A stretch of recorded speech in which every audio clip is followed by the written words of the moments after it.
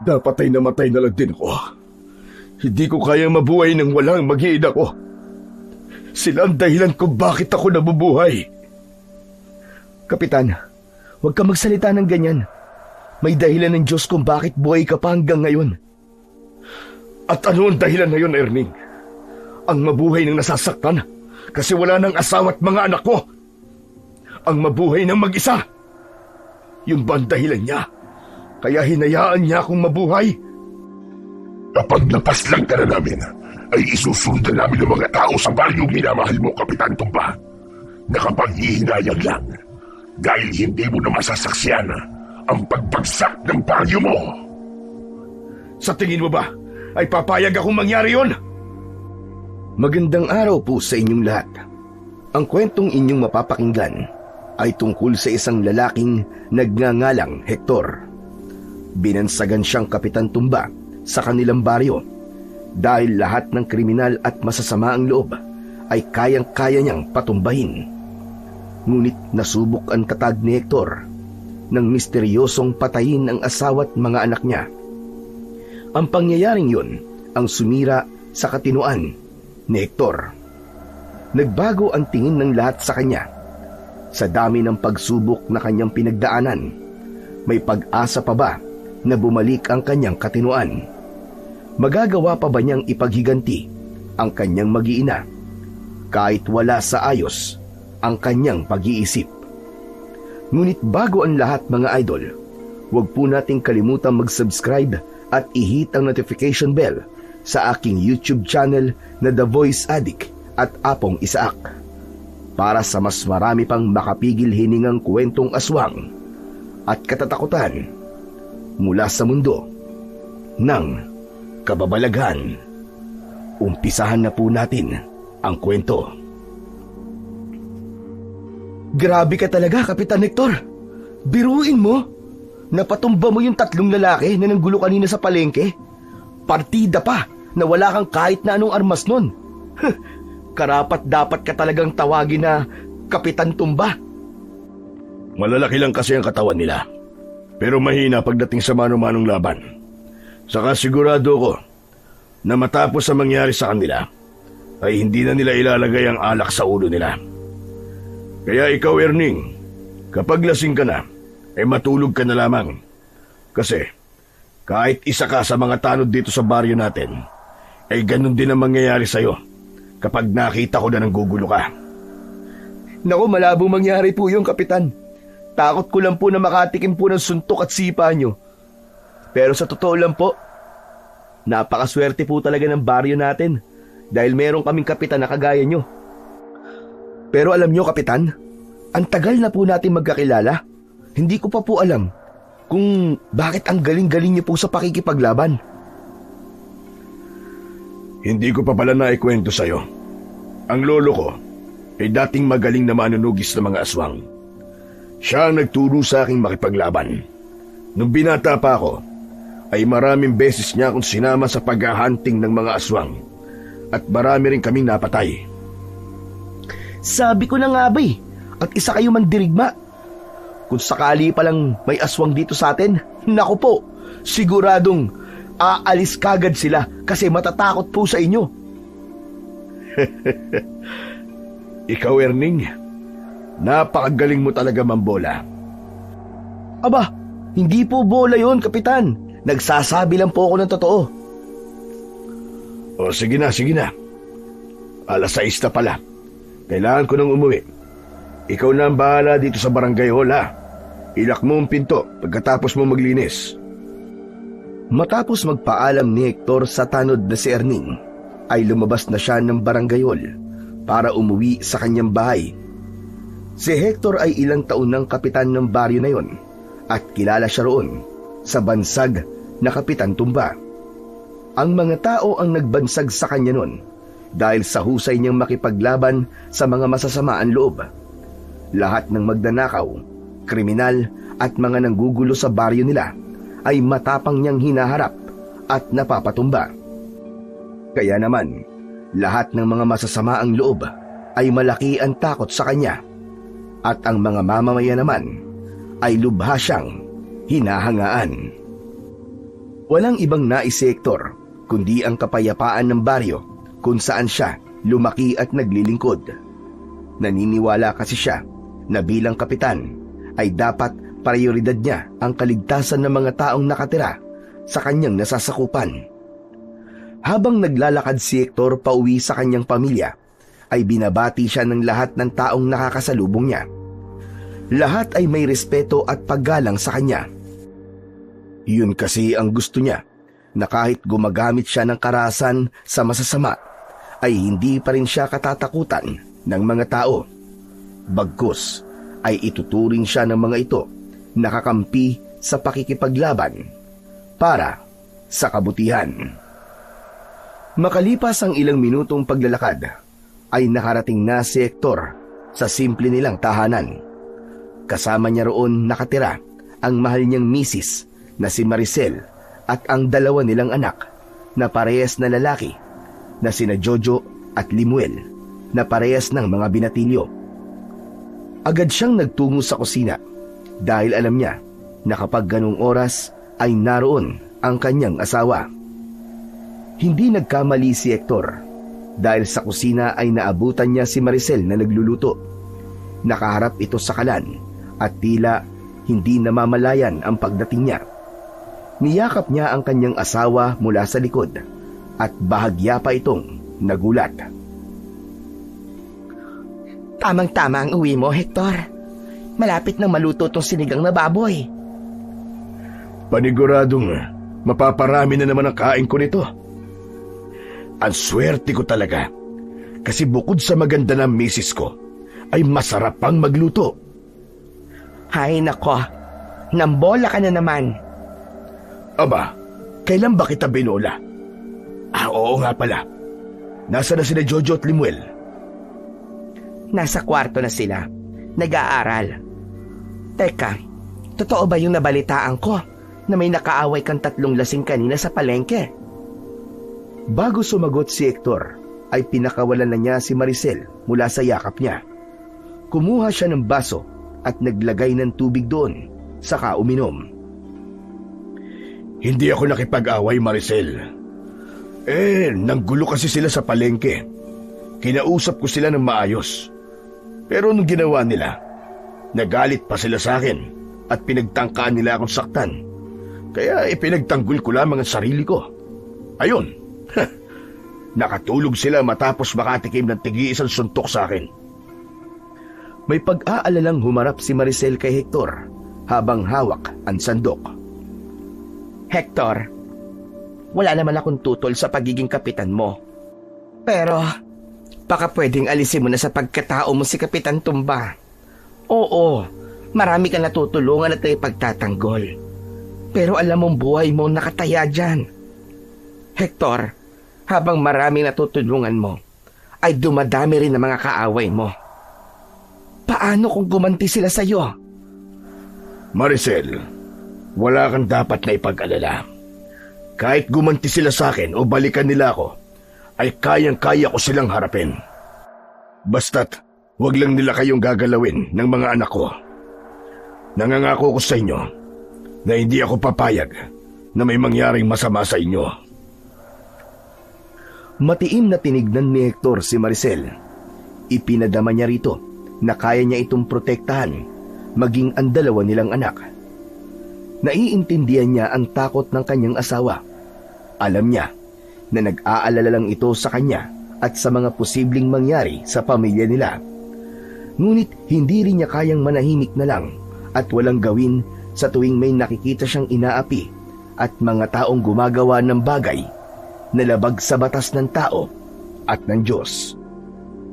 Nang mga sumunod na araw, ay naging abala na sina Hector at ang iba pang may posisyon sa kanilang baryo dahil sa nalalapit na kapistahan sa kanilang lugar. Nagplano sila ng mga isasagawang programa at kinuwenta na rin nila ng maayos ang budget ng baryo kung sapat ba yun sa mga naisip nilang aktibidad sa paparating na kapistahan. Walang naging problema sa kanilang paghahanda at lahat ay nagkaroon ng kontribusyon. Sinimulan na kagad ng mga kabataan ang paglalagay ng banderitas sa buong baryo sa ilalim ng paggabay ni Hector. Habang pinapanood niya ang mga kabataan sa ginagawa ng mga ito, ay lumapit sa kanya si Erning. Kapitan, tapos na pong lutuin ni Aling Maricel yung merienda ng mga nagsasabit ng banderitas. Mabuti naman kung ganon.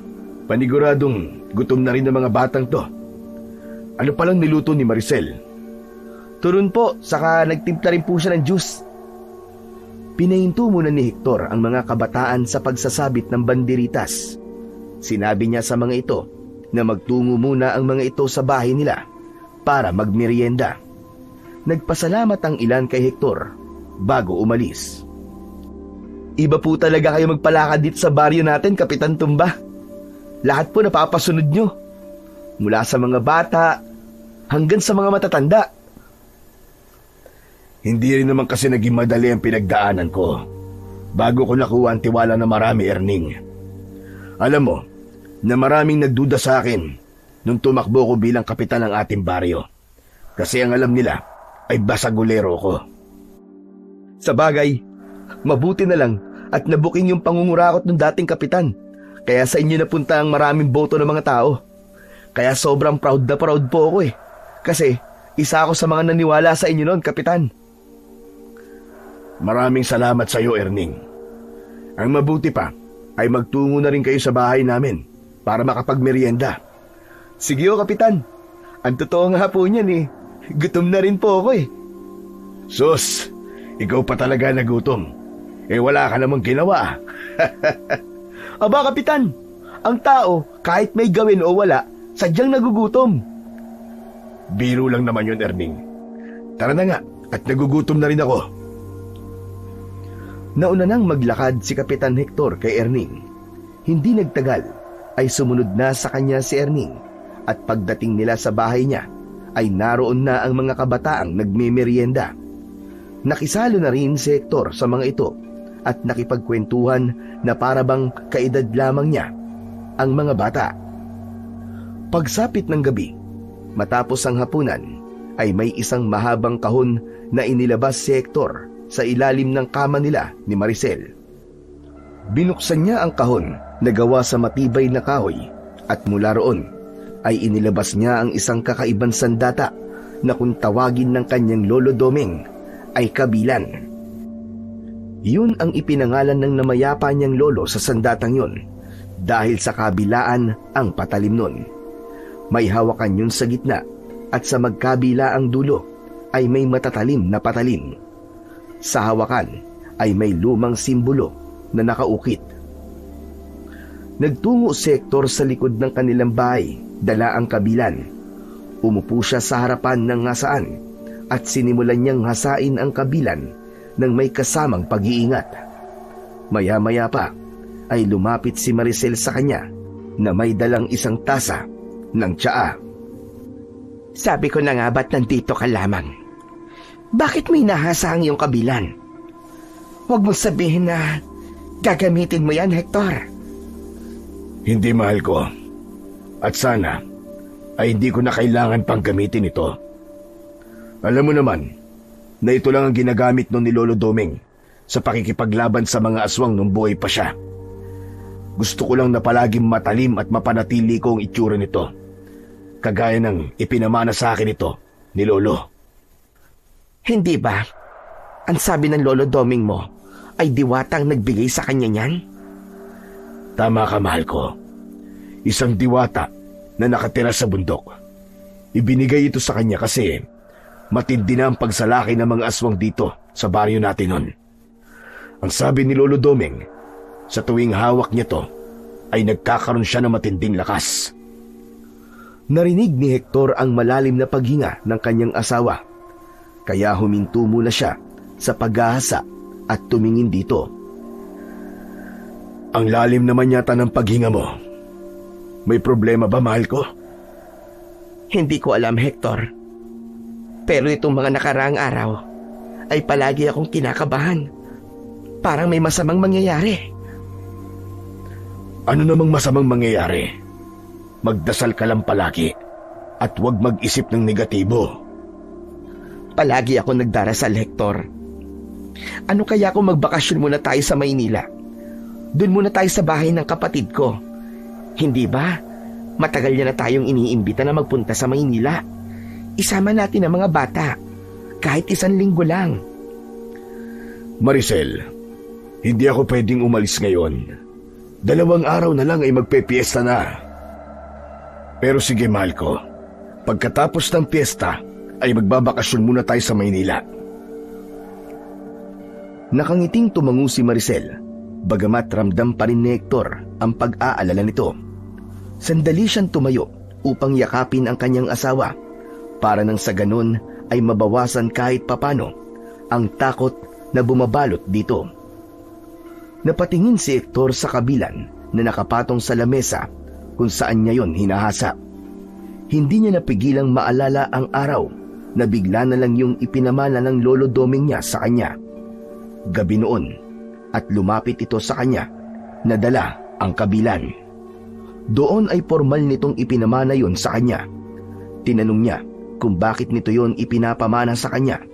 Ang sagot nito ay siya lamang ang nakikita nito na karapat-dapat na sunod na magmay-ari ng kabilan. Dumating na ang araw ng kapistahan sa baryo ni na Hector.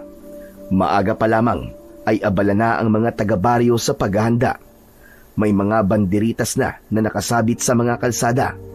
May mga nagtitinda ng iba't ibang pagkain sa plaza at masayang tugtugan mula sa lumang sound system ng barangay hall. Ang mga bata ay naglalaro sa gitna ng kalsada habang ang mga matatanda naman ay abala sa pagluluto ng kani-kanilang mga handa. Lahat ay masaya sa araw na yun. Si Hector ang punong abala sa lahat ng kaganapan. Tinutulungan niya ang bawat grupo ng mga volunteer. Tiniyak niya na maayos ang daloy ng programa at ligtas ang paligid. Sa kanyang pag-iikot sa baryo ay mapapansin ang respeto sa kanya ng mga tao bilang isang leader na hindi lang puro utos kundi kumikilos din. Sa mga sandaling yon ay walang nararamdaman na panganib si Hector at naniniwala siya na matatapos ang pagdiriwang na yon ng masaya at ligtas. Habang nanonood sila ng street dance ni Erning, ay bahagya siyang siniko ni Erning sa kanyang braso. Kapitan, alam niyo po ba na ang dami po nagsasabi sa akin na mukhang ito na po ang pinakamasayang piyesta sa baryo natin? Bakit daw nila nasabi yun? Paano?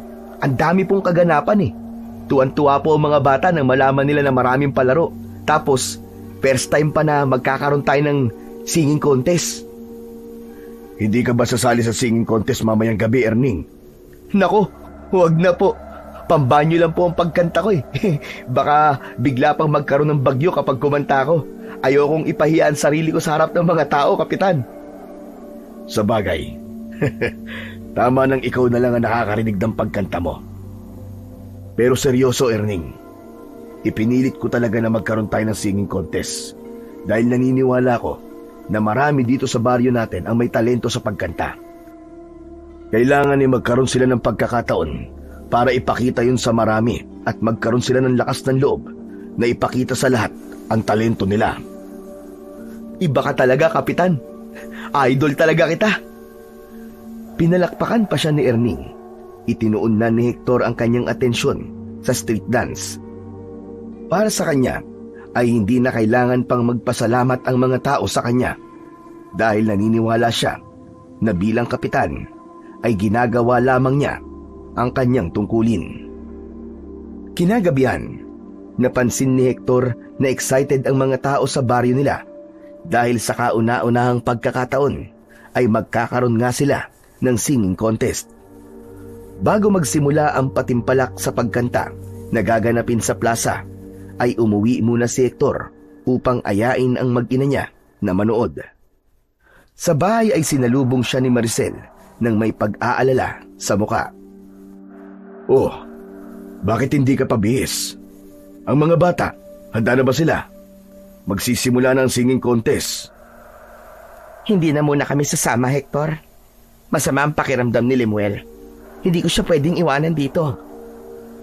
Nakainom na ba siya ng gamot? Oo, mahal. Uminom na siya pagkatapos ng hapunan.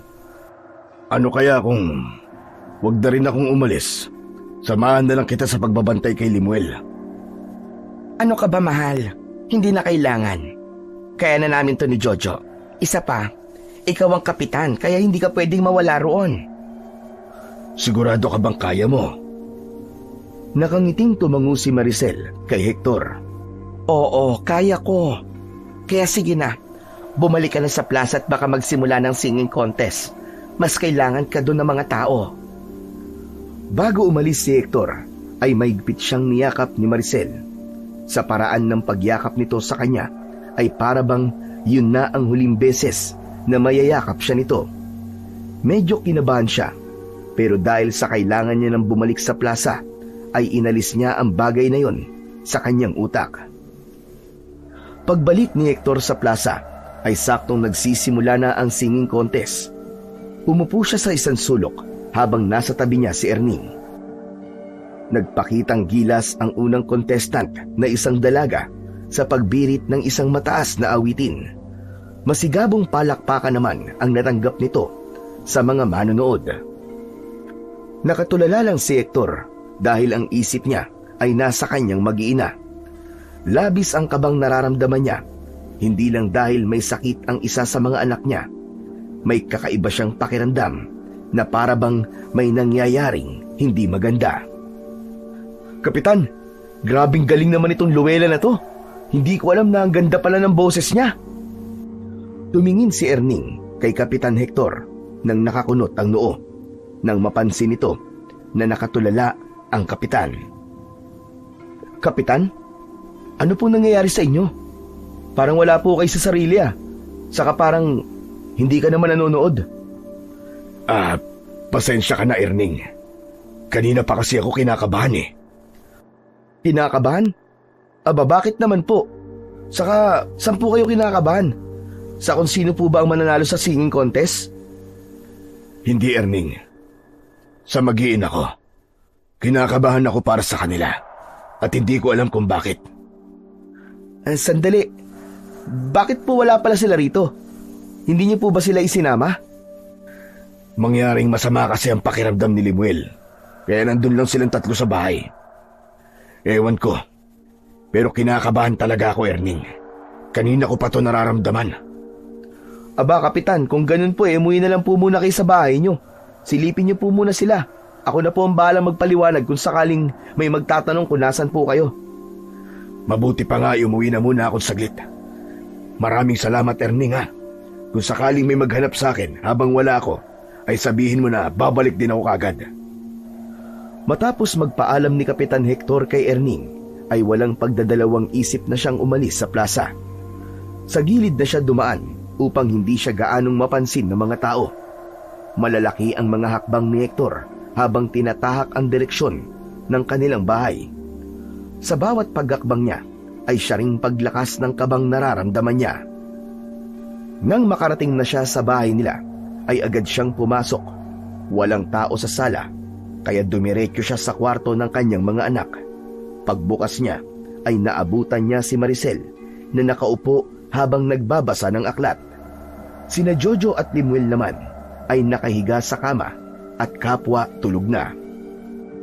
Nakahinga ng maluwag si Hector nang malaman niyang nasa maayos naman palang kalagayan ang tatlo, habang si Maricel naman ay napakunot ang noo at may pagtatakang tinignan siya. Oh, Hector, anong ginagawa mo rito? Tapos na ba ang singing contest sa plaza? Hindi pa, mahal ko. Kanina pa kasi ako kinakabahan. Kaya umuwi na muna ako para tignan kung ayos lang kayo. Ayos lang kami rito. Ayan nga, tignan mo, tulog na sina Jojo at Limuel. Ako naman ay nagbabasa-basa lang para pampaantok. Sige na, bumalik ka na sa plaza. Isang ngiti ang pinakawalan ni Hector habang nakatingin siya kay Maricel. Ngumiti rin si Maricel sa kanya, ngunit agad na nawala ang ngiting yon at napalitan ng labis na takot. May itinuro si Maricel sa likod niya. Hector! Sa likod mo! Pagharap ni Hector ay isang matangkad na lalaki ang nakita niya. May suot itong bonnet, kaya hindi niya nakilala kung sino ito. 2 lalaki pa ang pumasok at bago pa man makakilos si Hector, ay ubod lakas ng hinampas ng lalaking nasa likuran niya ang kanyang ulo gamit ang isang bakal na tubo. Umikot ang paningin ni Hector. Bumagsak siya sa sahig habang ramdam ang pagdugo ng kanyang ulo. Sa nanlalabo niyang paningin ay nakita niyang muling hinampas ng lalaki ang ulo niya at sa pagkakataon na yon ay tuluyan na siyang nawalan ng malay at wala na siyang natandaan sa mga sumunod na nangyari. Maraang iminulat ni Hector ang kanyang mga mata. Sa una ay malabo ang paningin niya, kaya muli siyang pumikit. Naramdaman niya ang labis na pananakit ng kanyang ulo. Sa muling pagbukas ng mga mata niya, ay naging malinaw na ang kanyang paningin. Doon niya napagtanto na nasa ospital siya. Nakahiga siya sa isang hospital bed at may nakakabit na dextrose sa kanyang kamay. Ang unang pumasok sa isip ni Hector ay ang kanyang mag-iina. Kinabahan siya nang maalala niya na pinasok ng 3 hindi kilalang lalaki ang bahay nila. Maricel, Jojo, Limuel, nasaan kayo? Pilit na bumangon si Hector. Bababa na sana siya ng kama nang biglang bumukas ang pinto at pumasok doon si Erning na may dalang isang supot. Nagulat si Erning at mabilis siya nitong nilapitan. Pinigilan nito ang pagbaba niya sa kama at marahan siya nitong ibinalik sa pagkakahiga. Kapitan! Kapitan, wag po muna kayong tumayo! Sariwa pa po ang sugat sa ulo niyo! Sina Maricel, si Jojo at Limuel, nasaan sila? Ano nangyari sa mag-iina ko? Natigilan si Erning sa tanong na yun ni Kapitan Hector. Hinawakan ni Hector ang magkabila ang balikat ni Erning. Erning, sumagot ka. Sagutin mo ang tanong ko. Anong nangyari sa kanila? Ayos lang po sila, Kapitan. Nandun po sila sa bahay niyo ngayon. Sigurado ka ba? Nagsasabi ka ba ng totoo? Opo, Kapitan. Nang may pumasok po na 3 lalaki sa bahay niyo, ay nakasigaw po si Aling Maricel. May mga tao pong nakarinig kaya pumunta po agad sa inyo. Pero yung 3 lalaki po, nakataka sila. Matapos marinig ang sinabi ni Erning, ay bahagyang nakahinga ng maluwag si Kapitan Hector. Diyos ko, salamat naman sa Diyos at ligtas sila. Akala ko ay kung ano na nangyari sa kanila. Pero kailangan ko nang umuwi, Erning. Gusto ko nang makita ang mag-iina ko. Pero Kapitan, hindi pa nga po kayo pwedeng umuwi. Hindi, Erning, uuwi na ako. Kapag sinabi kong uuwi na ako, uuwi na ako. Natameme si Erning sa pagtaas ng boses ni Hector. Hinugot niya ang nakakabit na dextrose sa kanyang kamay. Nakita niya ang damit niya na nakapatong sa upuan at agad siyang nagpalit. Matapos yun, ay malalaki ang hakbang na lumabas siya ng kwartong yon habang nakasunod si Erning. Kahit na sinabi ni Erning na maayos ang lagay ng mag-iina niya, ay hindi pa rin niya magawang makampante hanggat hindi nakikita ng mga mata niya ang totoong kalagayan ng mga ito.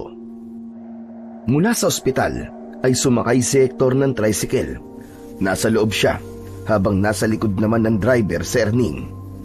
Makalipas ang ilang minuto ay bumaba na sila ng tricycle nang huminto yun sa tapat ng bahay ni na Hector. Napakunot ang noo niya nang makitang maraming tao sa labas. Erning, bakit ang daming tao sa bahay namin? Kapitan, sorry po. May pagtatakang tumingin si Hector kay Erning. Hindi na siya nagtanong pa at naglakad na siya papasok sa kanilang bahay. Unti-unti na siyang tinutuban na may hindi tama. Pagpasok niya ng bahay, tumambad sa kanya ang 3 kabaong na nakahilera sa sala. Hindi siya kagad nakakilos. Lumapit siya sa mga kabaong at isa-isa yung tinignan.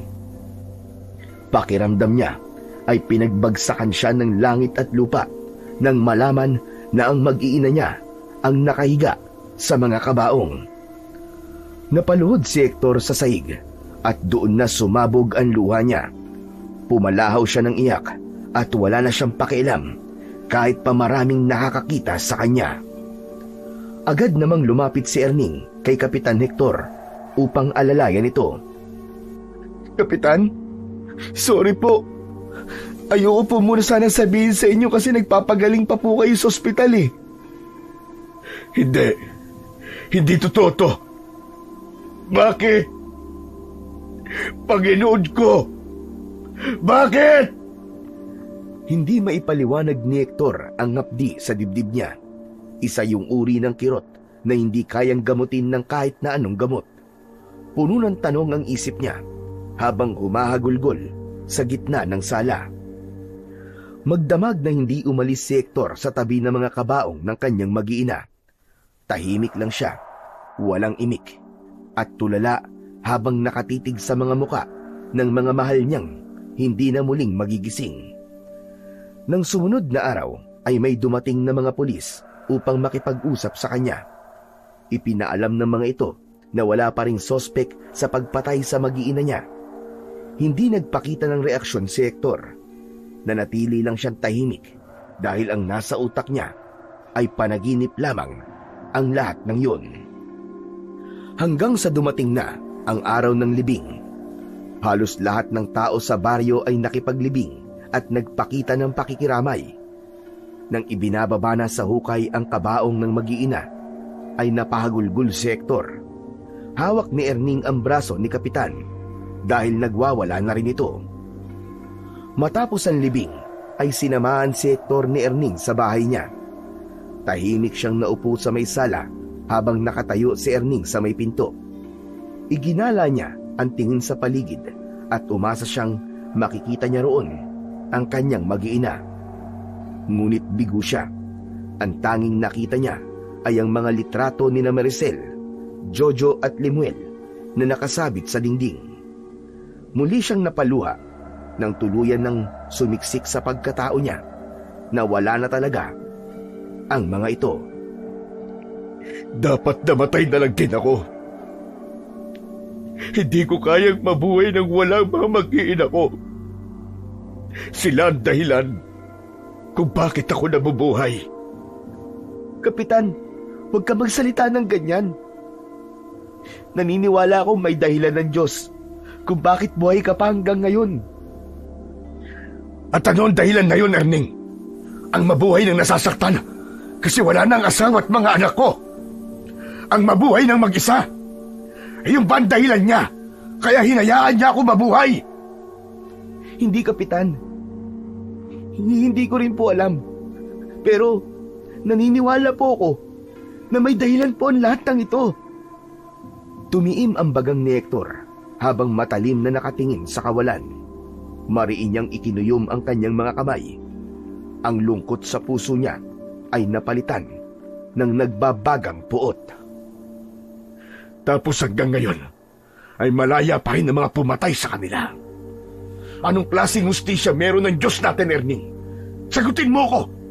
Anong klaseng hustisya meron siya? Kapitan, naiintindihan ko kung bakit nakakapagsalita ka ng ganyan ngayon. Alam kong walang kasing sakit ang nararamdaman mo. Pero gusto ko pong ipaalala sa inyo na hindi ka nag-iisa. Nandito po ako, Kapitan. Nandito po ang lahat ng mga tao sa baryo. Hindi ka namin pababayaan. Hindi na nagsalita pa si Hector. Halo-halo na ang emosyon na kanyang nararamdaman at hindi niya alam kung paano ipoproseso ang lahat. Maya-maya pa ay nagpaalam na si Erning at anito ay kukuha lang ito ng pagkain sa bahay nito at babalik din ito kaagad. Nang mapag-isa na si Hector ay tumayo siya. Lumapit siya sa mga larawan ni Maricel, Jojo at Lemuel na nakasabit sa dingding ng kanilang tahanan. Isang ngiting may kasamang lungkot ang sumilay sa labi niya habang isa-isang hinahaplos ang mga larawan. Agad na nawala ang ngiti niya at muli siyang napahagulgol. Isa-isa niyang kinuha ang mga larawan. Sumandal siya sa dingding at umiiyak niyang niyakap ang mga larawan na hawak niya. Patawarin niyo ko kung hindi ko kayo naprotektahan. Patawarin niyo ako Patawarin niyo ako, mga anak. Asawa ko. Marahang dumausdos pababa si Hector hanggang sa tuluyan na siyang napahiga sa malamig na sahig habang yakap pa rin ang larawan ng kanyang mag-iina. Matapos mailibing ang mag-iina ni Hector, ay unti-unti na siyang nagbago. Hindi na siya bumalik sa barangay hall at hindi na rin siya nagpapakita sa mga pagpupulong sa kanilang baryo.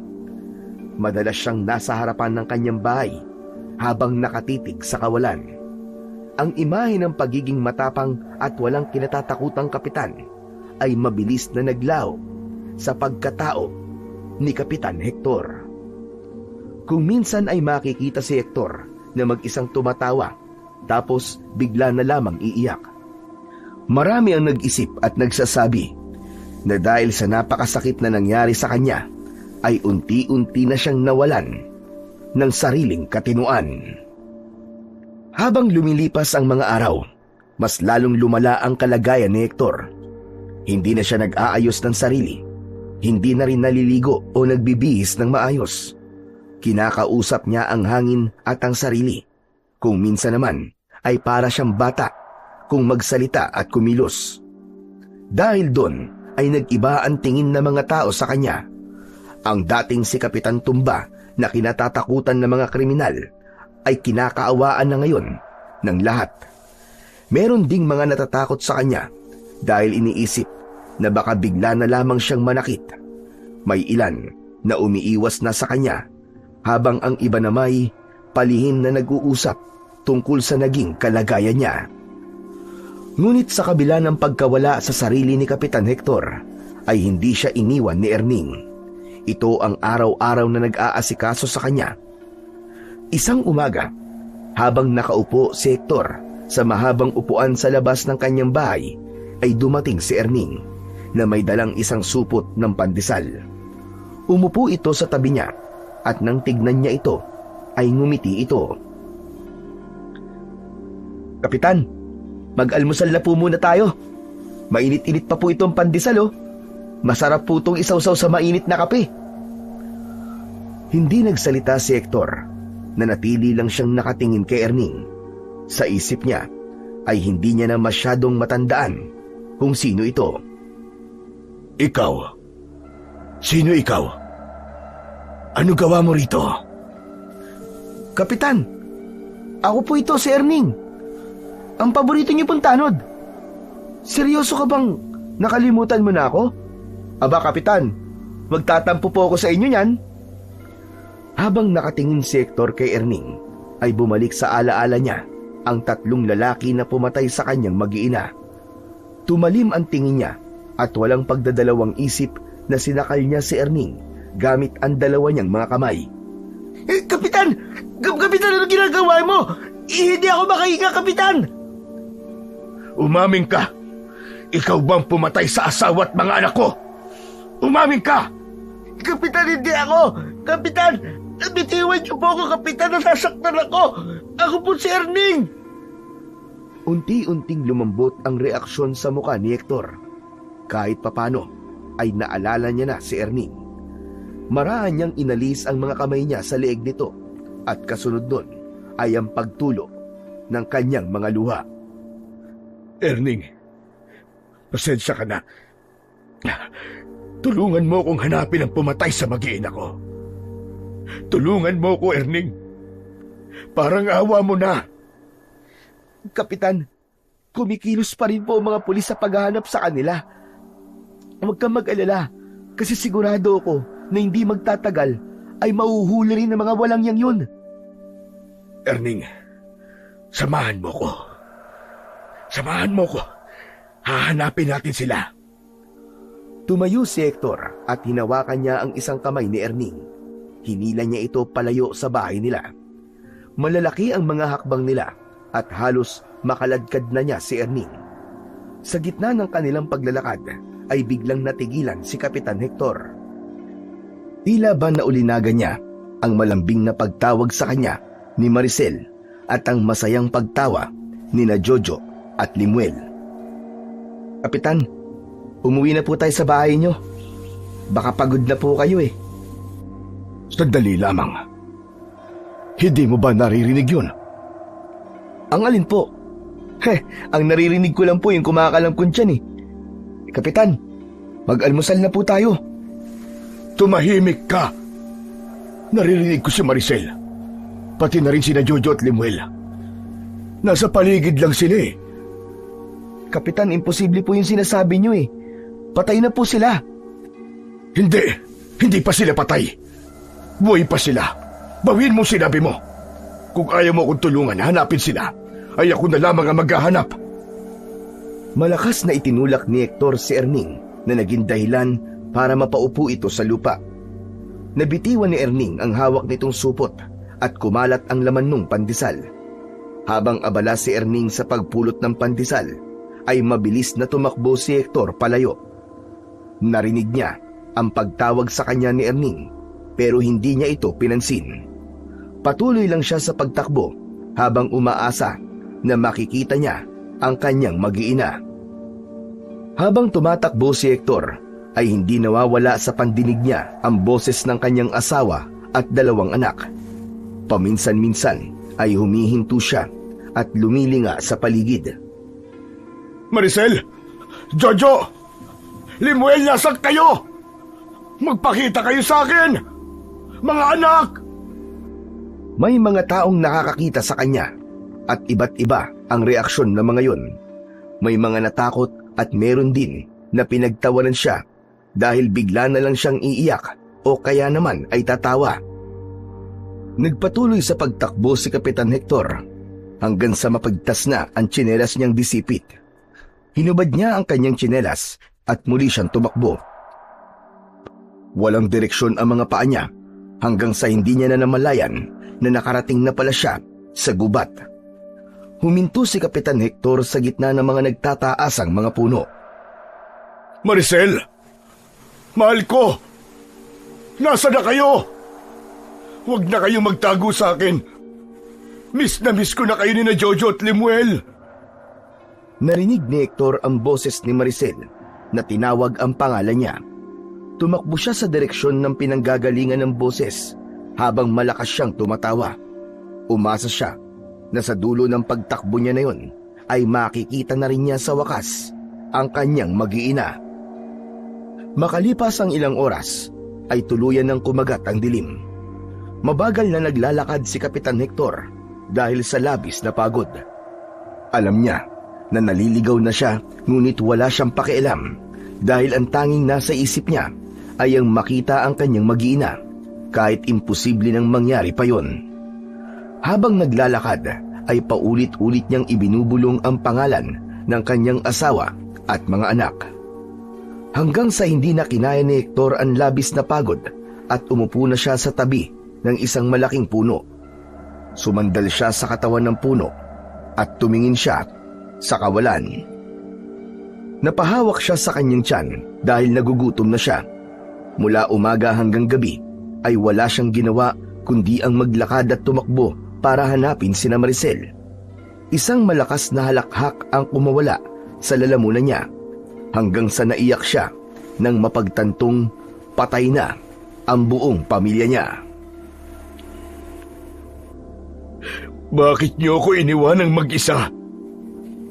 Dapat ay isinama niyo na rin ako. Dapat isinama niyo na rin ako! Nangihinang tumayo si Hector at muli siyang naglakad. Makalipas ang ilang minuto ay isang maliit na kubo ang kanyang nakita sa gitna ng kagubatan. May ilaw mula sa loob ng kubo na mukhang galing sa gasera, kaya naisip niya na meron doong nakatira. Lumapit siya sa kubo, pero nung nasa pintuan na siya, ay nahindik siya sa nakita niya sa loob. Isang matandang lalaki ang nilalapa ng isang nilalang na may makapal na balahibong itim at matutulis na mga kuko. Aswang! May aswang! Napalingon ng aswang kay Hector at agad itong tumayo at naglakad palapit sa kanya. Marahang umatras si Hector habang hindi inaalis ang tingin sa aswang. Hindi ko inaasahan na dito tayo magkikita, Kapitan Tumba. Kilala mo ko? Paano mo ko nakilala? Imposibleng hindi ko makikilala ang isa sa mga taong pumatay sa buong pamilya ko. Ikaw at ang walang hiya mong lolo ang pumatay sa kanila. Teka, wala akong alam sa sinasabi mo. Wala akong pinapatay. Hindi mo na nga pala maaalala dahil sintu-sintu ka na ngayon. Ano ang pakiramdam ng mawalan ng mahal sa buhay, Hector? Gusto kong ipaalam sa iyo na ako at ang mga kapatid ko ang pumatay sa mag-iina mo. Sinadya naming buhayin ka para maramdaman mo kung ano ang pakiramdam namin nang patayin niyo ang mga magulang namin at iba pa naming kapatid. Ngayon, oras na para sumunod ka sa mag-iina mo. Nang sumugod ang aswang kay Hector, ay kusang gumalaw ang katawan niya. Mabilis siyang tumakbo palayo rito. Halos matisod siya sa mga batong natatapakan niya, pero hindi siya huminto dahil alam niya na kamatayan ang sasapitin niya sa oras na maabutan siya ng aswang. Wala ka na mapupuntahan, Kapitan Tumba. Ikaw na ngayon ang itutumba ko. Mas lalong binilisan ni Hector ang pagtakbo hanggang sa hindi niya na napansin ang malalim na padausdos na lupa sa harapan niya. Nahulog siya roon at nagpagulong-gulong siya pababa. Isang malaking bato ang nakita niya na mababangga niya. Sinubukan niyang ihinto ang paggulong niya pero hindi siya nagtagumpay. Malakas na humampas sa malaking bato ang ulo ni Hector at agad siyang nawalan ng ulirat dahil doon. Sa muling pagbukas ng mga mata ni Hector ay sumalubong sa kanya ang pamilyar na silid tulugan. Nakahiga na siya sa papag nila ni Maricel sa kanilang tahanan. Tumining ang kirot sa gitna ng ulo niya at bumalik sa alaala niya ang gabing pinasok ng 3 lalaki ang bahay nila. Naalala niya rin ang aswang na nakita niya sa gubat at ang pag-amin nito na ito at ang 2 pa nitong kapatid ang pumatay sa kanyang mag-iina dahil sa nais maghiganti ng mga ito. Isang malakas na sigaw ang pinakawalan ni Hector. Pakiramdam niya ay sasabog ang ulo niya sa samut-saring ala-alang bumabalik doon. Humahangos na pumasok naman si Erning sa kwarto ni Kapitan Hector at agad itong lumapit sa kanya. Kapitan! Kapitan! Huminahon ka! Ligtas ka na, Kapitan! Ligtas ka na! Patuloy sa pagwawala si Hector. Tumayo siya at takmang lalabas pero pinigilan siya ni Erning. Nang hawakan nito ang braso niya ay kusang kumilos ang isa niyang kamao at nasuntok niya sa nguso si Erning. Nabitiwan siya ni Erning at napaupo ito sa sahig. Tila natauhan si Hector nang makitang dumudugo ang bibig ni Erning. Nilapitan niya ito at may pag-aalala na tinulungan itong makatayo. Ayos ka lang ba, Erning? Matapos niyo po akong suntukin sa bunganga, tatanungin niyo po ako kung ayos lang ako. Ayos ka rin, Kapitan? Pasensya ka na, Erning. Nabigla lang ako. Hindi ko sinasadya. Biglang natigilan si Erning hanggang sa nanlaki ang mga mata nito. Kapitan, bakit parang maayos na ang aura mo ngayon? Maayos ka na rin magsalita. Parang wala ka ng problema sa utak ah. Maging si Hector ay natigilan sa napunang yun ni Erning. Malinaw sa alaala niya ang mga araw na nawala siya sa katinuan. Naalala niya ang mga sandali na tumatawa siya at biglang naiiyak. Masaya siya na bumalik na sa normal ang pag-iisip niya. Ngunit napagtanto niya na walang dapat makaalam nun kahit si Erning. May plano siyang pagbayarin ng mga aswang na pumatay sa kanyang buong pamilya. At sa tingin niya ay mas madali niyang mahahanap kung sino ang mga aswang na yun kung iisipin ng mga ito na wala pa rin siya sa tamang katinuan. Dahil sa ideyang yun ay naisip ni Hector na dapat ay isipin pa rin ni Erning na wala pa rin siya sa kanyang sarili. Itinulak niya si Erning. Teka! Sinasabi mo bang baliw ako? Hindi ako baliw! Hindi ako baliw! Ikaw ang baliw! Baliw ka! Mukha kang baliw! Mukha kang baliw! Natampal ni Erning ang noo nito. Anak ng...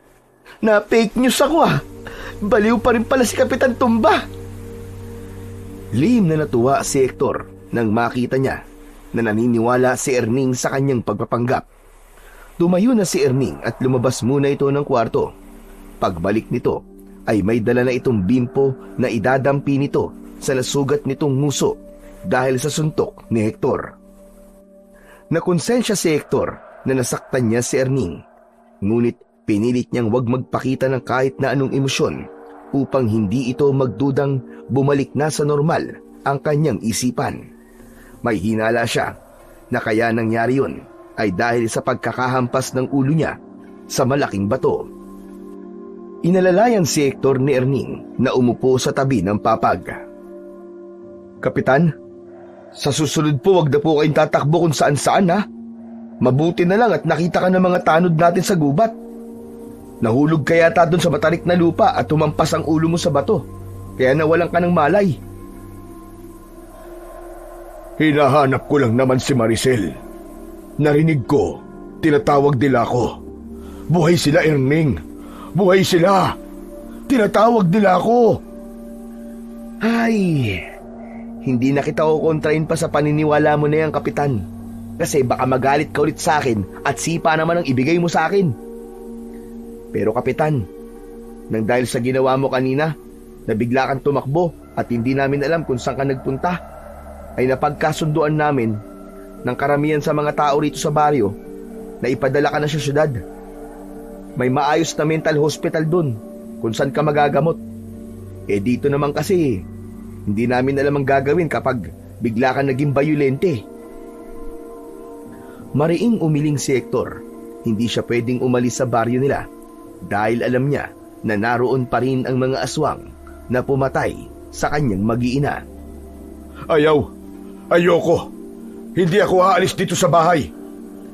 Pero Kapitan, yun po mas makakabuti para sa inyo at para na rin po sa mga tao dito sa baryo. Pangako, hindi na ako lalayas. Hindi na ako lalabas. Hindi na ako tatakbo. Dito lang ako sa bahay, Erning. Magpapakabait na po ako. Pero Kapitan, parang awa mo na, Erning. Ayoko malayo sa bahay na to. Nandito ang alaala ng asawa at mga anak ko. Hindi na ako magiging pasaway, pangako. Hindi niyo ako dadalhin sa syudad. Hindi muna nagsalita si Erning at mataman niya tong tinignan. Makalipas ang ilang segundo ay tumango ito. Sige po, papayag na po ako na wag po kayong dalhin sa syudad. Pero dapat po, magpakabait na kayo, Kapitan Naiintindihan ka naman po ng ilan dito Pero meron din pong hindi nakakaintindi. At masakit po para sa mga nagmamahal sa inyo na pinagtatawanan ka, tinuhusgahan. Dahil lang sa, alam nyo na, yan sa mga kilos nyo. Salamat, Erning. Maraming salamat. Nako, kung hindi lang talaga kayo malakas sa akin Hayaan nyo po at kakausapin ko mga tao na wag muna kayong dalhin sa syudad. Siguro ibabantayan na lang po kita ng maayos para hindi na maulit ang nangyari kahapon. Nakangiting tumango si Hector. Matapos yun ay nagluto na si Erning ng pagkain. Habang mag-isa si Hector sa kwarto ay nagsimula na siyang mag-isip ng mga susunod niyang hakbang kung paano niya pagbabayarin ang mga aswang na pumaslang sa kanyang mag-iina. Kinagabihan, habang tulog si Erning sa sala, ay gising na gising pa rin si Hector sa kanyang silid. Hindi na siya tulala at hindi na siya naguguluhan. Maraan niyang inilabas ang isang lumang kahon sa ilalim ng kama. Binuksan niya yon at muli niyang nasilayan ang kabilan. Pinagmasdan niya yon habang nararamdaman niya ang tila maliit na boltahe ng kuryente na nasa hawakan nun. Oras na para sa aking pag-iiganti. Ipaparamdam ko sa inyo ng triple ang sakit na naramdaman ng asawa at mga anak ko nang patayin niyo sila. Simula noon, gabi-gabi nang lumalabas ng bahay si Hector na lingid sa kaalaman ni Erning.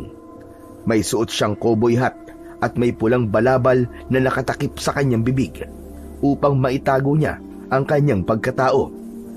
Ayaw pa rin niyang malaman ng mga taga-baryo na bumalik na ang kanyang katinuan. Nais niyang isipin ng lahat na si Kapitan Tumba ay wala na at tuluyan ng nilamon ng pagdadalamhati. Pero sa dilim ay tila isa siyang mandirigma na nagmamasid at naghihintay. Bitbit ang kabilan. Naglalakad siya gabi-gabi at hinahanap ang 3 aswang na pumatay sa kanyang pamilya. Isang umaga, gaya ng nakasanayan, ay kasabay na nag-almusal ni Hector si Erning. Hindi na siya nagpapasaway, pero patuloy niya pa rin ipinapakita dito na wala pa rin siya sa katinuan. Alam mo, Kapitan, masaya ako na hindi ka napasaway nitong mga nakaraang araw. Sana magtuloy-tuloy na po yan hanggang sa gumaling na po kayo. Para naman hindi ka na namin dalhin sa mental hospital. Nakatulala lang si Hector habang kumakagat-kagat pa sa pandesal. Pero, Kapitan, may masama po akong ibabalita sa inyo. Kagabi po, pinatay po ang buong pamilya ni Mang Ambo. Walang nabuhay sa kanila. Ang sabi po ng mga nakakita, may 2 aswang daw po ang pumasok sa bahay nila. Sabi rin po ng iba na nakakita sa bangkay, grabe yung pagkakapatay kina Mang Ambo. Puro po kalmot at kagat. Tapos po, nakalabas pa po ang mga lamang loob. Iniisip ko pa nga lang po nako, talagang nagtataasan na po mga balahibo ko. Kinikilabutan po talaga ako. Nanlamig si Hector, hindi dahil sa takot, kundi dahil sa galit. Napagtanto niya na ang 2 aswang na sinabi ni Erning ay kabilang sa mga aswang na pumatay sa kanyang pamilya. Kaya Kapitan, hindi ka na talaga pwedeng lumabas tuwing gabi Mabuti sana kung kaya mo pang gawin yung mga galawan mo bilang Kapitan Tumbe. Sa kondisyon mo ngayon, alam kong hindi mo na yun magagawa. Oo, pangako Erning, hindi na ako lalabas ng bahay kapag gabi. Takot ako sa aswang. Ang papangit nila. Yan, ganyan nga. Dapat ay makikinig ka sa akin, Kapitan. Ipinagpatuloy ni Hector ang pagkain niya. Sa isip niya ay naglaro kung paano niya papahirapan ng mga aswang na dahilan kung bakit siya nakalugmok sa labis na kalungkutan. Sa paglipas ng mga araw ay lalong tumindi ang apoy ng paghihiganti sa dibdib ni Hector. Gabi-gabi siyang lumalabas at sinisiguro niya na mahimbing na ang tulog ni Erning upang hindi nito malaman ang ginagawa niya. Kapag nasa labas siya tuwing gabi, ay palagi siyang naglalakad sa madidilim na bahagi ng baryo. Patuloy siyang umaasa na makakaharap na niya ang mga aswang na hindi lang ang pamilya niya ang pinatay.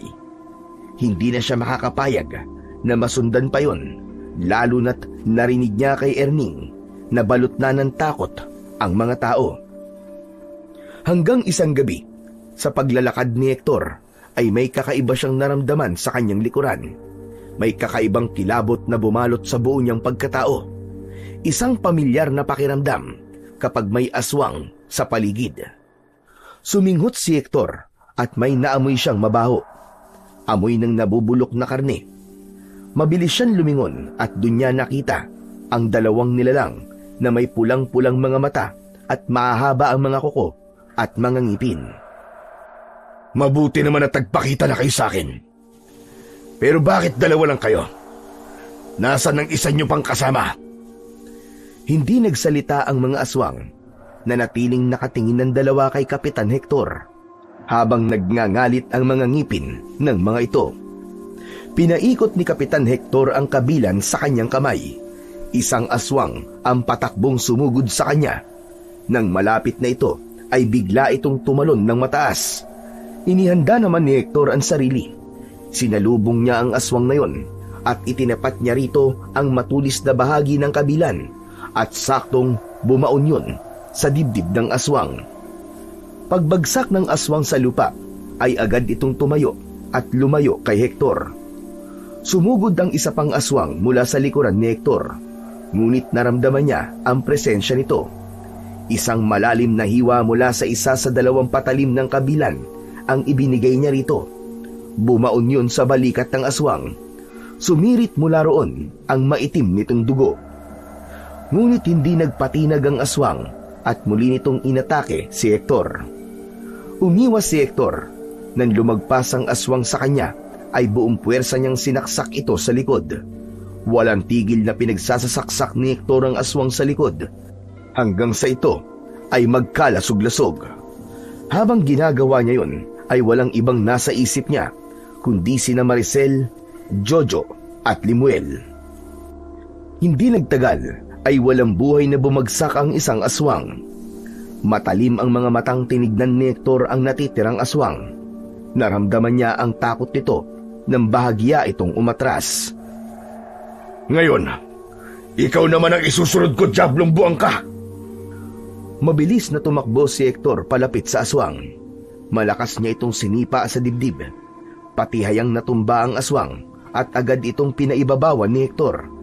Itinapat niya sa leeg ng aswang ang isang patalim ng kabilan. Hahayaan kitang mabuhay, Diablong Buangka. Sabihin mo sa isa mo pang kasama na hindi ako natatakot sa inyo at sisiguraduhin ko na sa susunod na magkakaharap tayo ay dalawa ko na kayong papatayin at tatadtarin ko kayo ng pinong-pino. Isang malakas na suntok ang pinatama ni Hector sa panga ng aswang. Sa lakas ng suntok niya ay nabasag ang matutulis nitong mga pangil. Tumayo na siya at sinipa niya sa tagiliran ang aswang. Takot na tumayo ang aswang. Mabilis itong tumakbo palayo hanggang sa tuluyan na itong nilamon ng kadiliman. Nang makita ni Hector ang walang buhay na katawan ng aswang, ay dinuraan niya pa yon.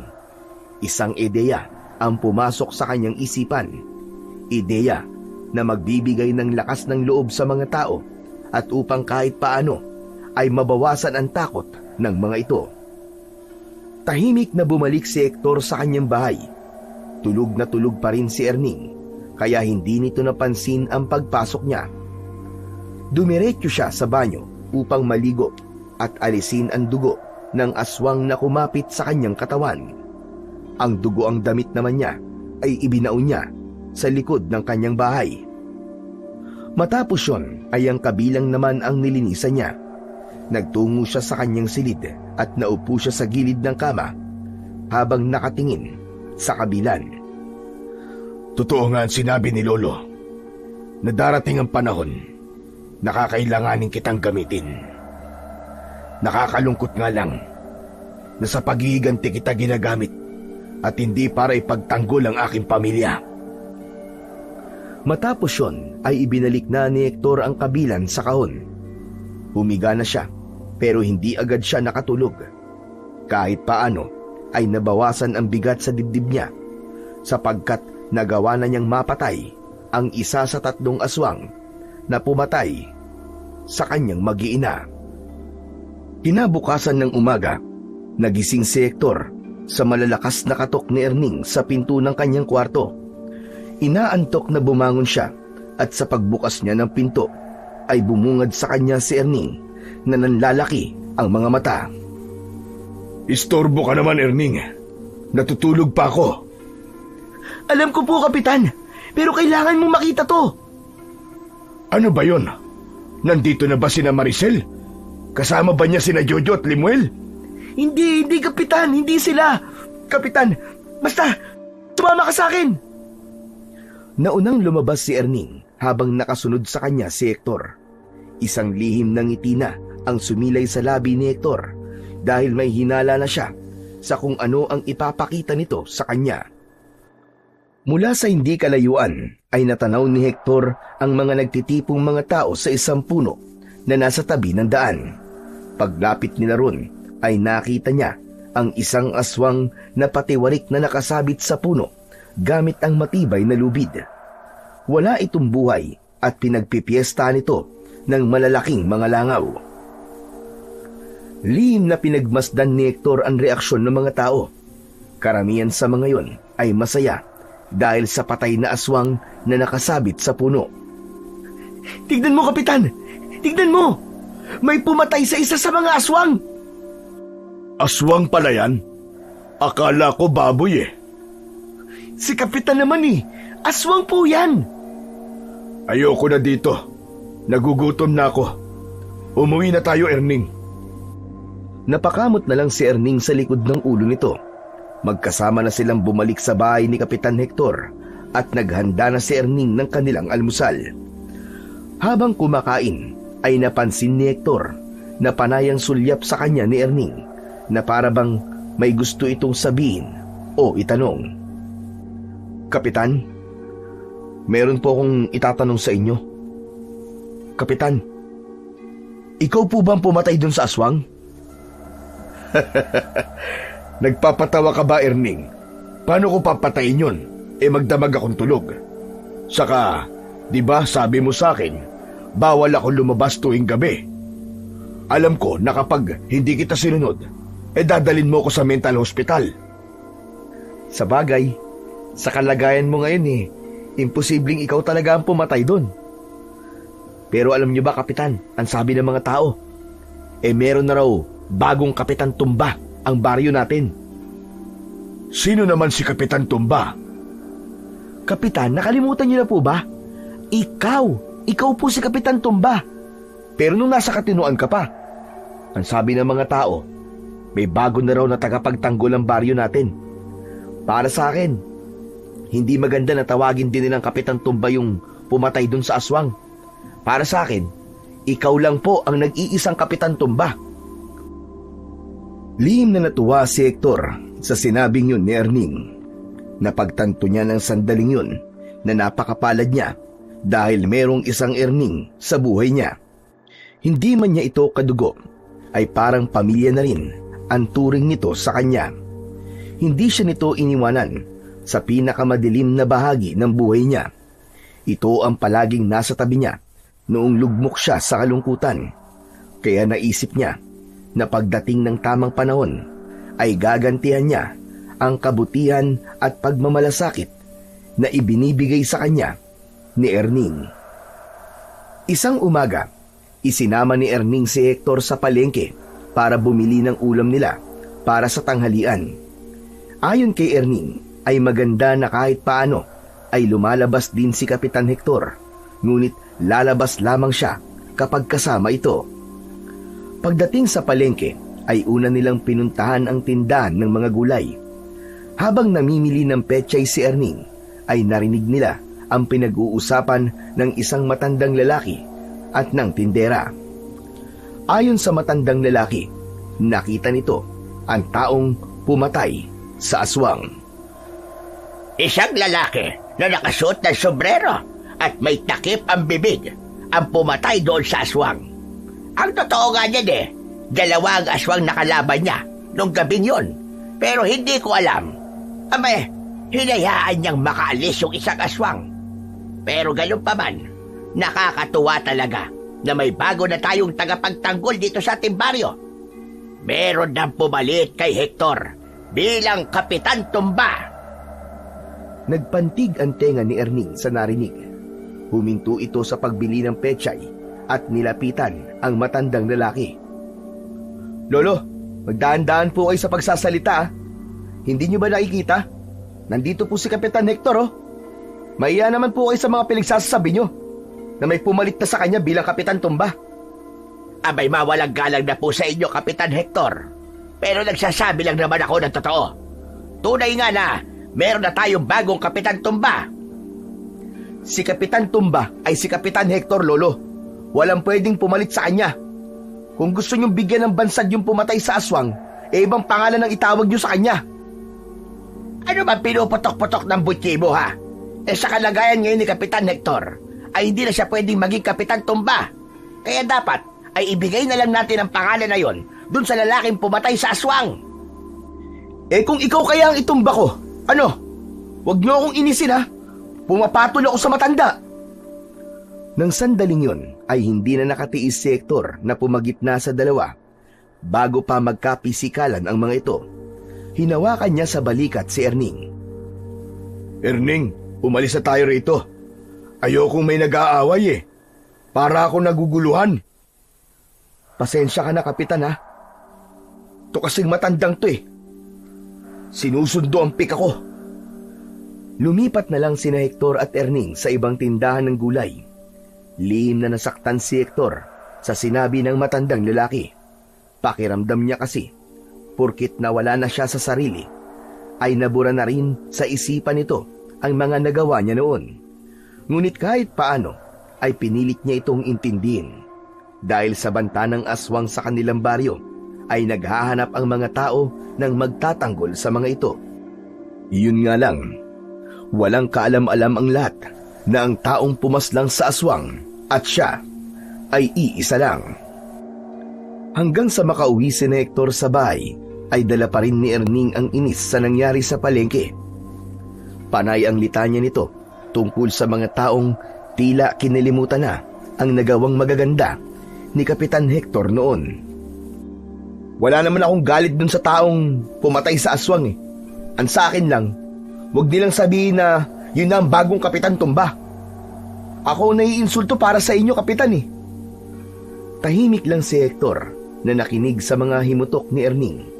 Maya-maya ay pumasok na siya sa kanyang kwarto habang si Erning ay naging abala na sa kusina. Mula sa ilalim ng kanyang unan ay kinuha niya ang litrato nila ng kanyang asawa at mga anak. Huwag kayong mag-alala. Alam kong malapit nang matapos ang paghihiganti ko para sa inyo. Matatahimik na rin kayo sa kabilang buhay. May luhang hinalikan ni Hector ang litrato. Idinikit niya yon sa kanyang puso at saka siya pumikit. Inisip niya na ng sandaling yun ay yakap niya si Maricel at ang dalawa nilang anak. Sa mga sumunod na gabi ay sunod-sunod na ang naging pag-atake ng dalawang aswang. Tuwing umaga ay madalas na may natatagpo ang patay na tao sa kung saan-saang bahagi ng kanilang baryo. Dahil doon ay mas lalong pinaigting ni Hector ang pagbabantay niya tuwing gabi. Ngunit tila mas naging maingat at matalino na ang mga aswang dahil hindi niya na muling nakaharap ang mga ito. Habang tumatagal ay mas lalong lumalaki ang takot ng mga tao. Bago sumapit ang dilim ay nasa loob na ng bahay ang lahat.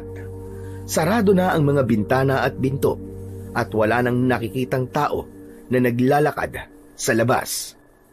Alam ni Hector na ang sunod-sunod na pagpatay ng dalawang aswang ay paraan ng mga ito ng pagganti sa pagkamatay ng isa sa mga kasamahan nito.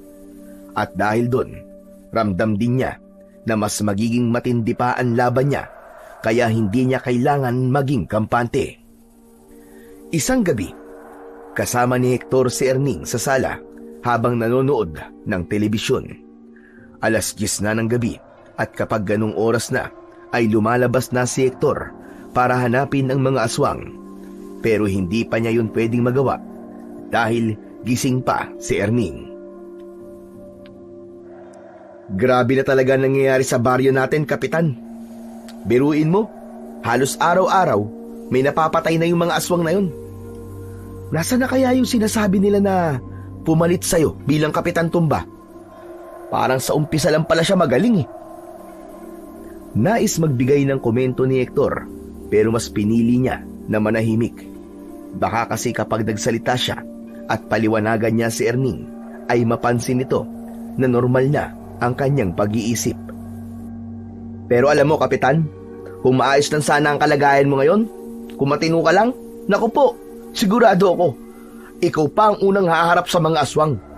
Siguradong-sigurado ko na magagawa mo silang talunin gamit lamang at lakas at galing mo sa rambulan. Ayoko makipag-away, Erning. Masama yun, di ba? Hindi yun masama kung ang kalaban mo ay mga aswang. Sayang nga lang, sana'y bumalik na ang katinuan mo, Kapitan. Sa ganitong pagkakataon, kailangan ng baryo natin si Kapitan Tumba. Hindi muna nagsalita si Hector. Nais niya nang lumabas dahil nag-aalala na siya na baka may binibiktima na naman ang mga aswang. Erning, hindi ka pa ba matutulog? Hindi pa. Parang ayoko kong dalawin ng antok eh, dahil sa nangyayari dito sa atin. Saka mas mabuti ng gising ako at baka dito naman sa bahay mo sumalakay ang mga aswang na yun. Hindi ako matutulog, Kapitan. Magbabantay ako hanggang umaga. Inaantok na ako eh. Bahala ka na dito, Erning. Sige Kapitan, matulog ka na po na maimbing. Huwag ka mag-alala. Magbabantay ako magdamag para masiguro kung ligtas tayong dalawa. Hindi ako matutulog. Tumayo na si Hector at pumasok sa kanyang kwarto. Ang totoo ay hindi pa rin siya inaantok. Inilabas niya ang kabilan at mahigpit yung hinawakan habang nagpapalakad-lakad siya. Panay ang dasal niya na sana ay antukin na si Erning para makatulog na ito. Makalipas ang 5 minuto ay sumilip si Hector sa pinto at napailing siya nang makitang tulog na si Erning sa sala. Naghihilik pa ito habang nakanganga. Tignan mo itong tao na to. Ang sabi, magbabantay hanggang umaga.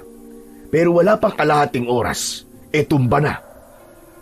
Nang masiguro ni Hector na mahimbing na ang tulog ni Erning, ay tahimik na siyang lumabas, dala ang kanyang kabilan.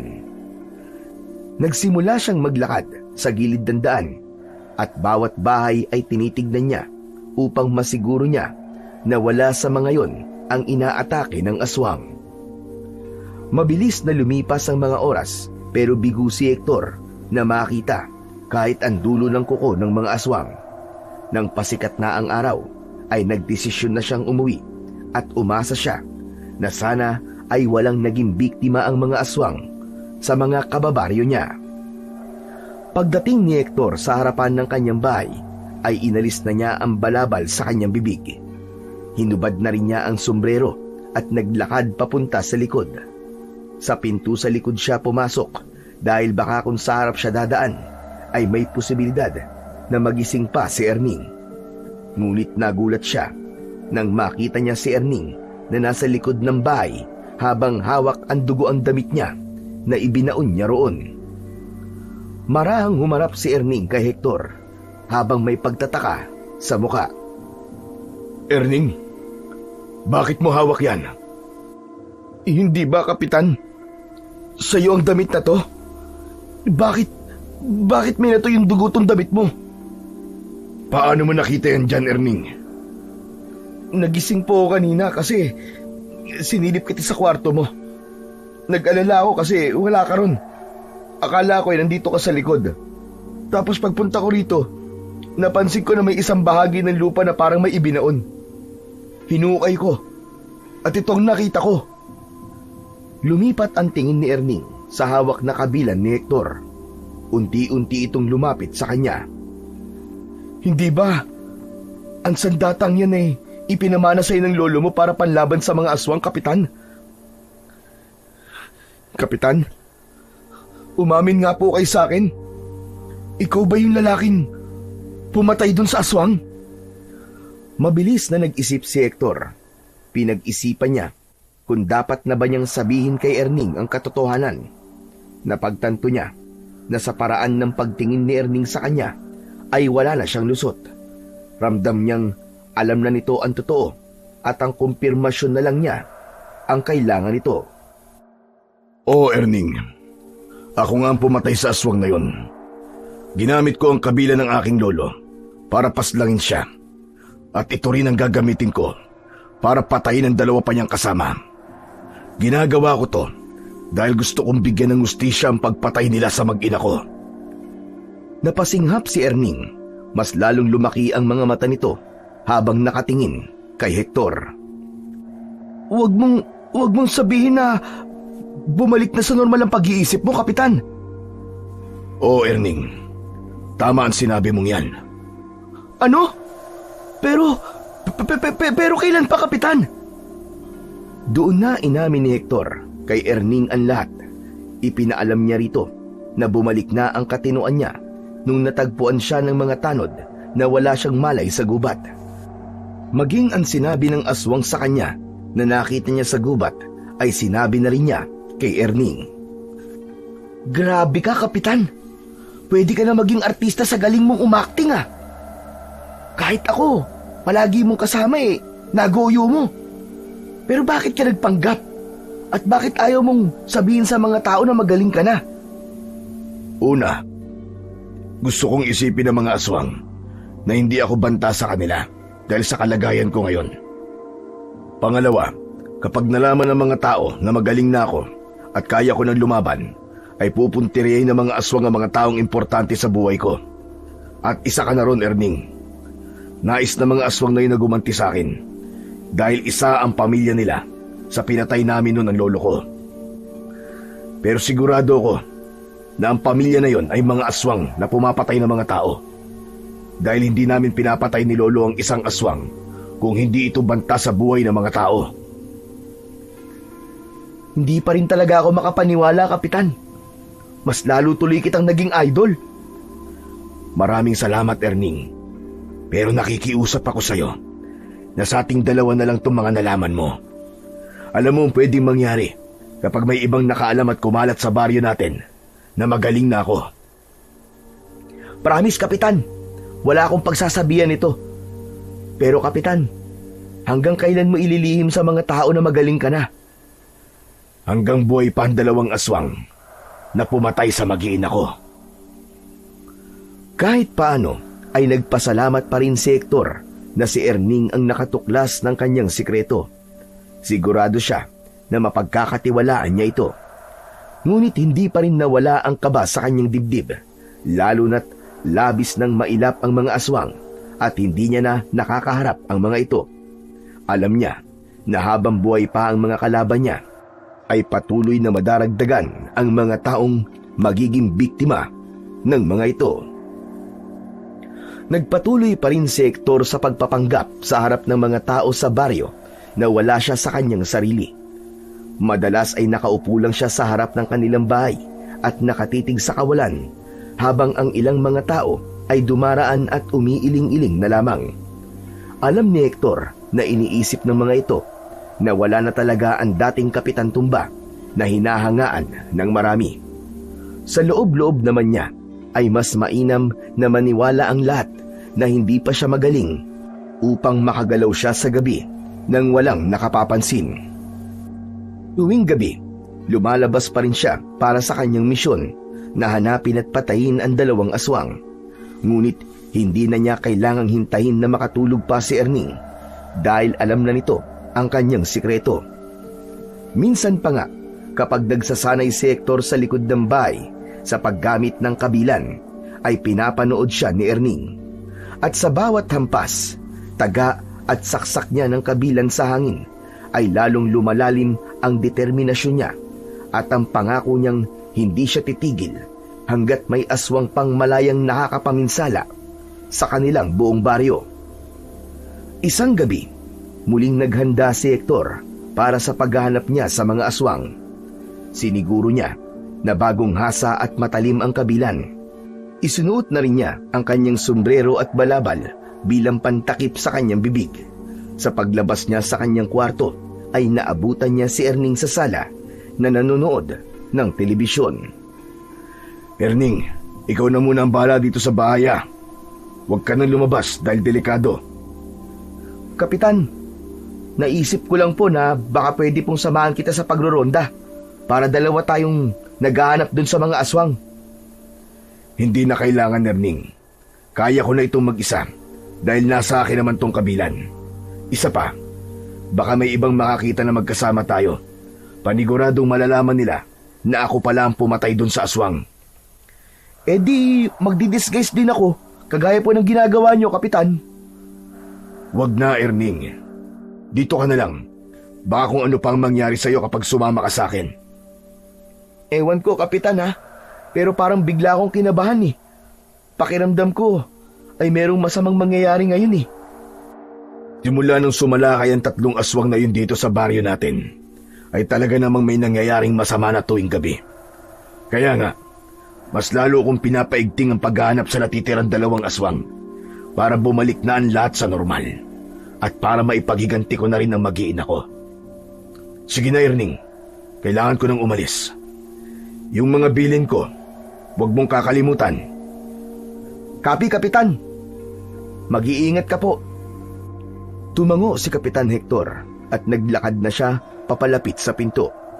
Nang hawakan niya ang seradura ng pinto, ay may kakaibang kaba na gumapang sa dibdib niya. Sandali siyang natigilan na para bang may bumubulong sa kanya na wag na siyang lumabas sa araw na yon. Pero mas pinili pa rin niyang buksan ang pinto. Muli siyang natigilan nang may nakita siyang dalawang lalaking nakatayo sa harapan ng kanyang bahay.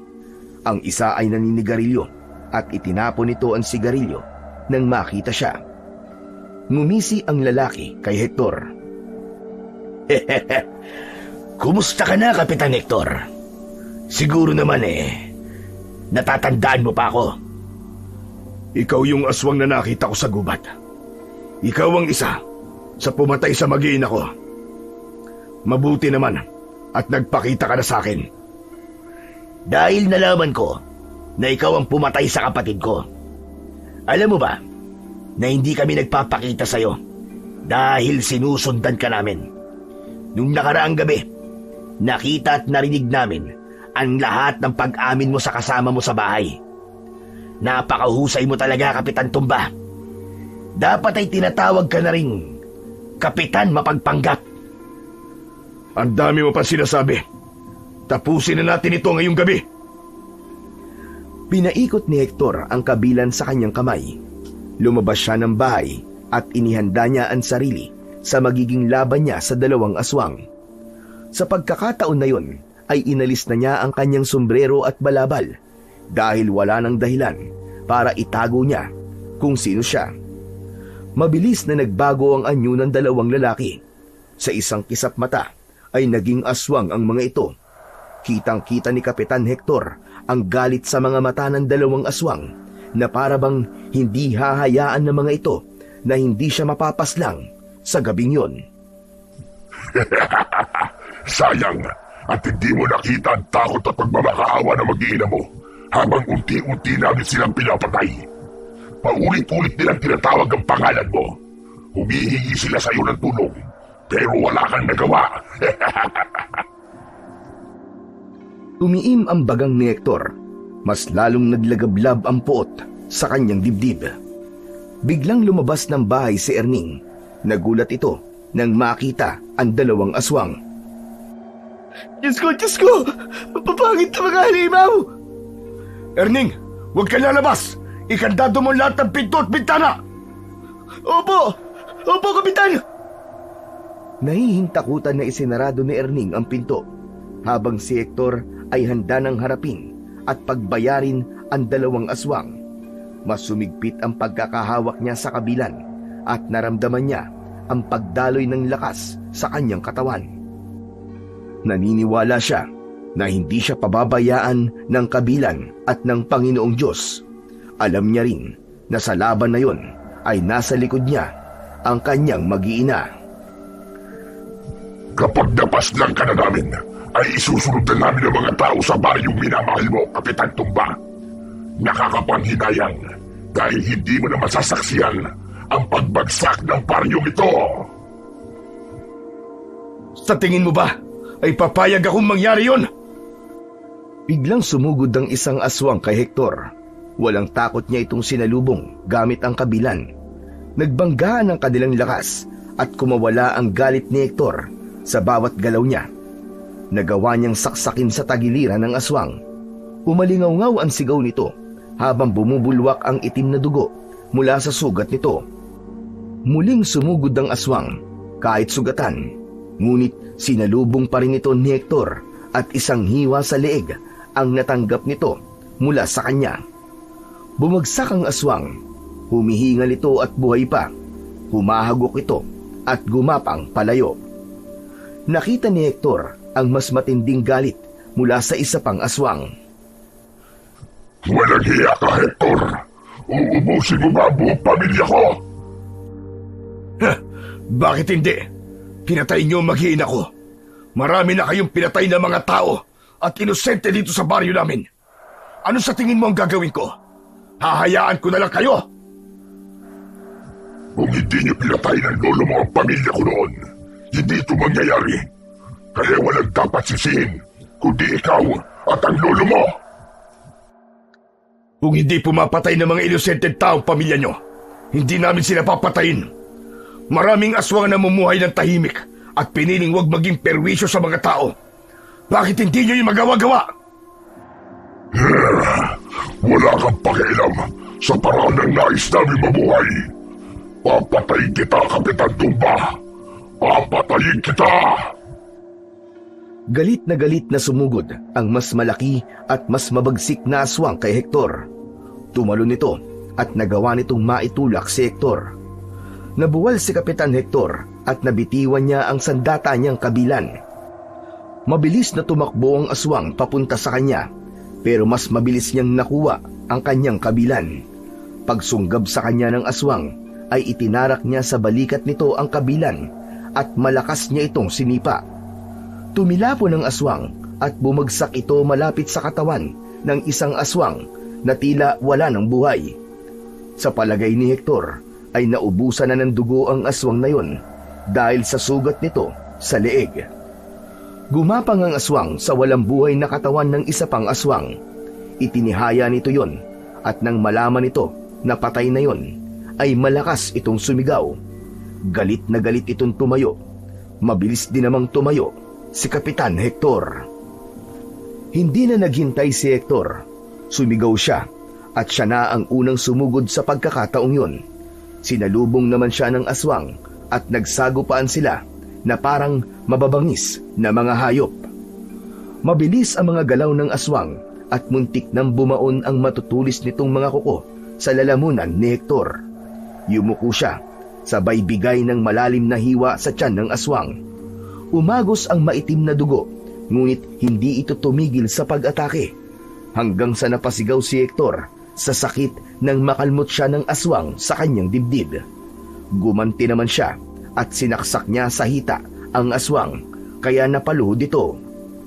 Malakas na sinipa ni Hector sa muka ang aswang, pero hinawakan nito ang paa niya. Ngumanga ng malaki ang aswang at buong puwersa nitong kinagat ang binti niya. Sinamantala ni Hector ang pagkakataon na yon. Hinayaan niya na bumaon ang mga pangil nito sa kanyang laman. Hinawakan niya ng dalawa niyang kamay ang kabilan at itinarak niya yon sa ibabaw ng ulo ng aswang. Naramdaman ni Hector ang unti-unting pagkawala ng puwersa mula sa mga pangil ng aswang hanggang sa tuluyan na itong bumagsak sa lupa habang nakadilat ang namumulang mga mata. Habol ni Hector ang kanyang paghinga at nang sandaling yon ay tila unti-unti nang lumuwag ang kanyang paghinga. Lumabas na rin si Erning sa bahay nang may tuwa sa muka. Nakangiti itong lumapit sa kanya at tinapik si Kapitan Hector sa braso. Hanip ka talaga, Kapitan Tumba! Wala ka pa rin kakupas-kupas! Maraming salamat sa kabilan, Erning. Kung wala ito, malamang ay hindi ako mananalo laban sa dalawang aswang. Pero kung ibang tao ang gumamit ng kabilan, Kapitan, baka hindi rin nila matalo ang mga aswang. Talagang ikaw ang nakatakdang tumapos sa mga yan. Sa wakas, hindi na rin kami matatakot lumabas tuwing gabi. Wala na ang mga aswang. Pinatumba na ni Kapitan Tumba. Sa gitna ng pag-uusap ni Hector at Erning ay may kakaibang naramdaman si Hector. May mainit na hangin na dumaan sa batok niya. Bago pa man siya makalingon, ay sinunggaban na siya ng aswang sa likod niya. Sumampa ito roon at mahigpit siya nitong hinawakan. Hayop ka! Buhay ka pa pala! Bakit? Sa tingin mo ba ay mapapatay mo ko ng ganun-ganun lang? Isasama kita sa kamatayan, Kapitan Tumba!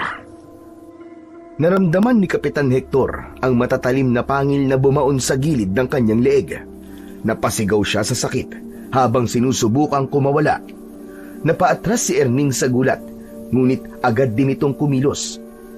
Dinakma nito ang aswang sa balikat at pilit itong hinihila palayo kay Kapitan Hector.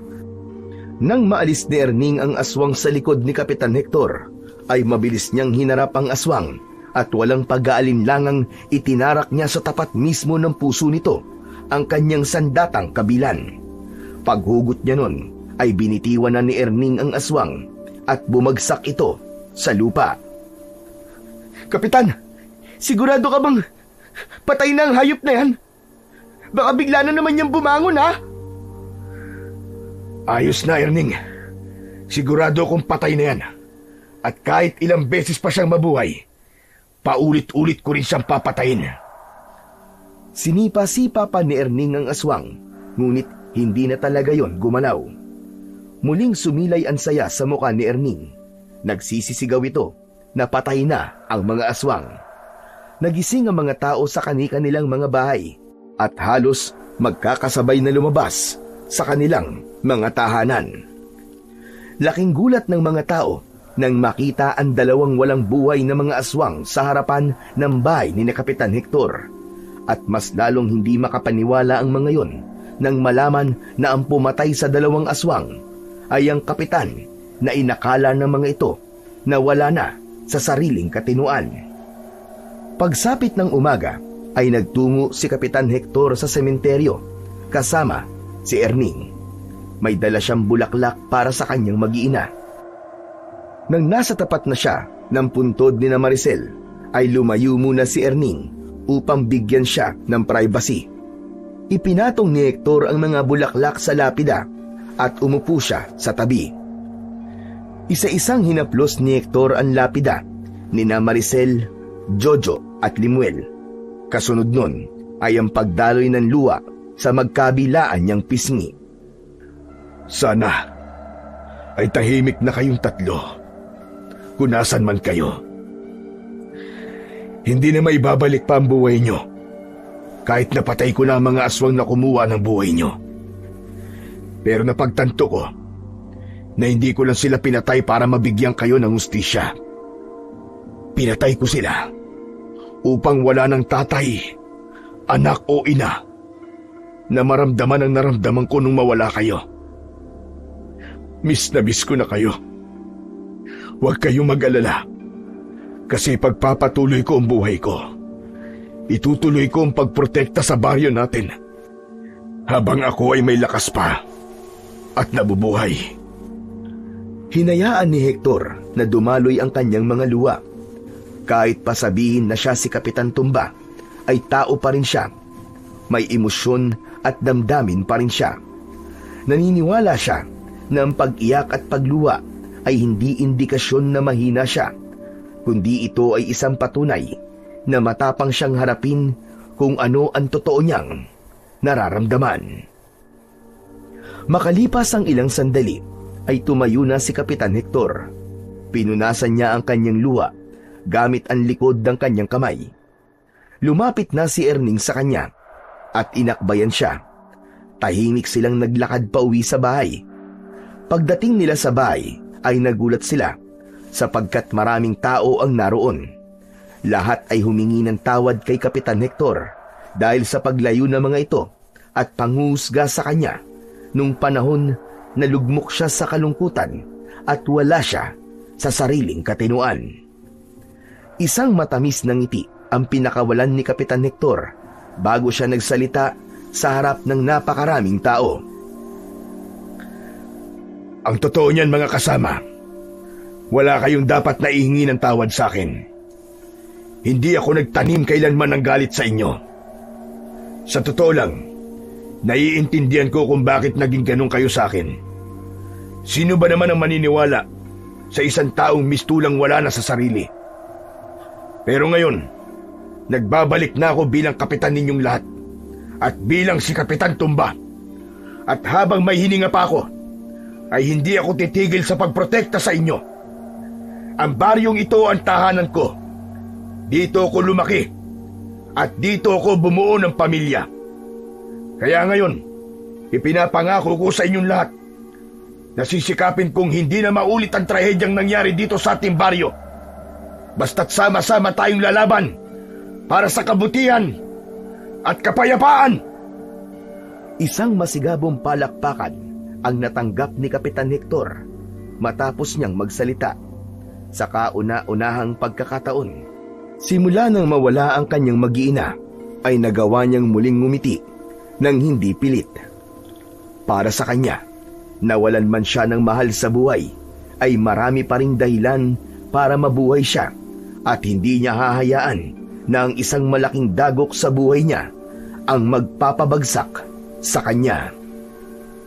Makalipas ang ilang buwan, ay unti-unting bumalik ang katahimikan sa baryo ni na Kapitan Hector.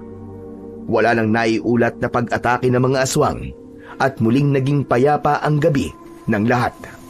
Si Kapitan Hector, sa kabila ng sugat sa kanyang puso, ay muling nagpatuloy sa kanyang tungkulin bilang kapitan.